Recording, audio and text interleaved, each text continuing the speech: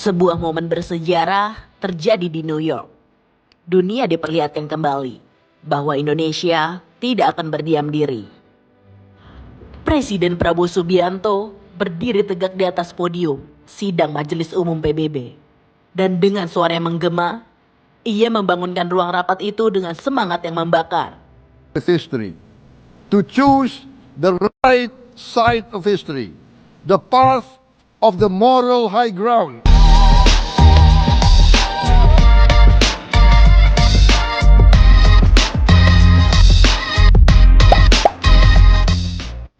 Pidato itu berlangsung setelah Donald Trump, Presiden Amerika Serikat, selesai menyampaikan narasinya. Trump mengatakan PBB tak berguna. Trump menolak isu lingkungan.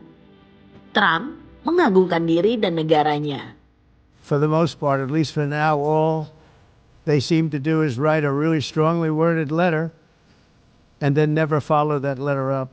It's empty words, and empty words don't solve war.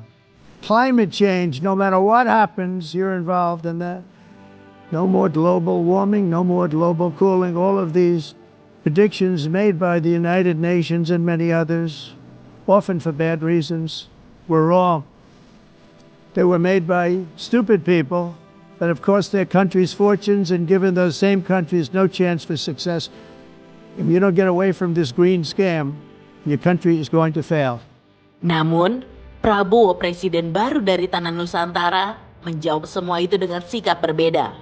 Ia berkata, PBB adalah harapan, perdamaian dunia adalah tujuan, dan isu lingkungan bukan hoax, melainkan realitas yang mengancam umat manusia. We believe in the United Nations. We will continue to serve where peace needs guardians, not with just words, but with boots on the ground. Peace needs to be guarded. We are ready. We will take our share of the burden. Bayangkan, di depan ratusan delegasi negara, Prabowo tidak sekedar berpidato. Ia menggentakkan tangannya ke mimbar sebanyak 8 kali. Dan 8 kali pula tepuk tangan bergema dari para delegasi. Hingga pada puncaknya, ketika kalimat terakhir disampaikan, seluruh ruang bangkit berdiri. Standing ovation mengiringi nama Indonesia. Is this a dream? Maybe. But this is the beautiful dream that we must work together towards. Let us work towards this noble goal. Let us continue humanity's journey of hope. A journey started by our forefathers. A journey that we must complete. Thank you. Wassalamualaikum warahmatullahi wabarakatuh.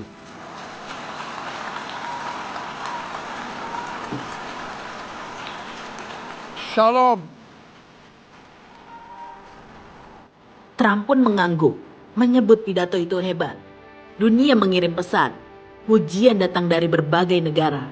Dari presiden, dari menteri luar negeri, dari diplomat yang tak mengira bahwa dari timur jauh muncul suara yang berani melawan arus. Menteri Luar Negeri Sugiono mengaku ponselnya dipenuhi pesan. Pesan pujian, pesan kekaguman, pesan bahwa pidato Prabowo menyentuh hati dan membuka mata. Pakar hukum internasional Hikmahanto Juwana menegaskan, ini bukan sekedar pidato. Ini adalah kontra narasi langsung terhadap Trump. Jika Trump menyangkal climate change, maka Prabowo berkata, climate change adalah nyata.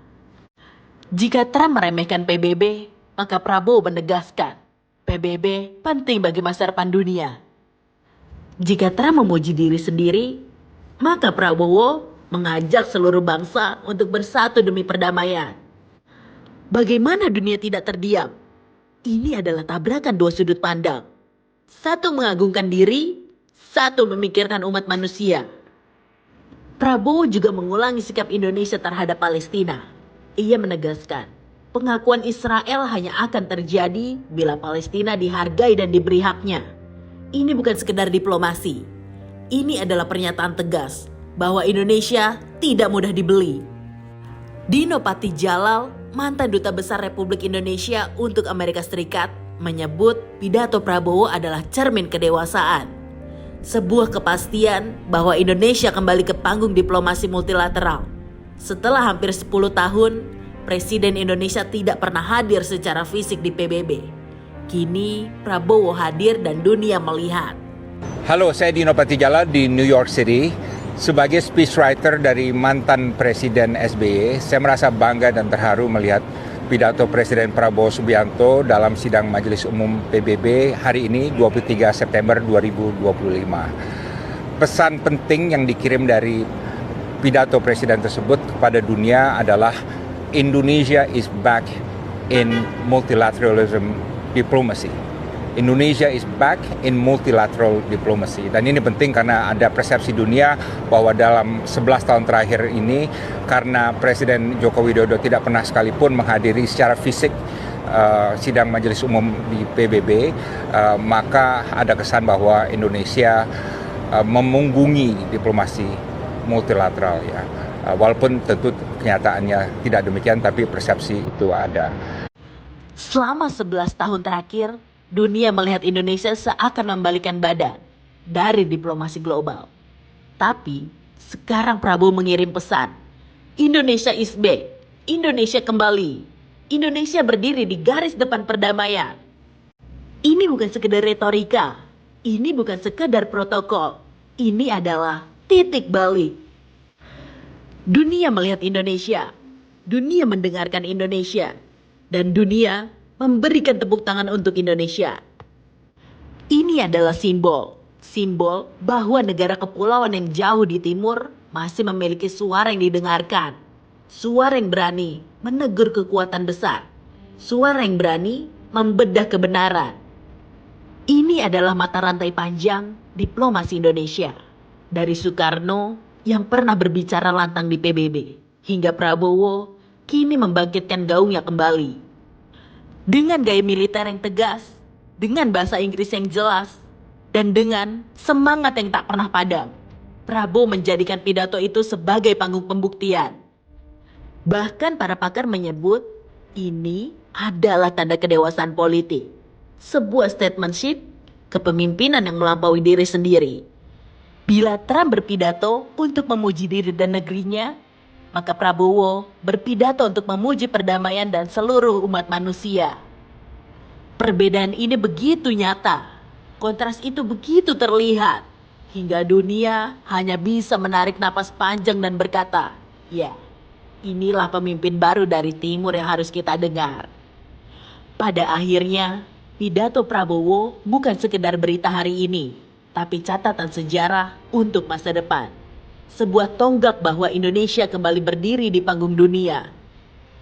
Indonesia is back, Indonesia telah kembali. Dan dengan suara yang menggema di gedung PBB, Indonesia menegaskan, kita ada, kita hadir, kita berani. Klik like, komen, dan share karena dunia harus tahu kebangkitan Indonesia di era Prabowo.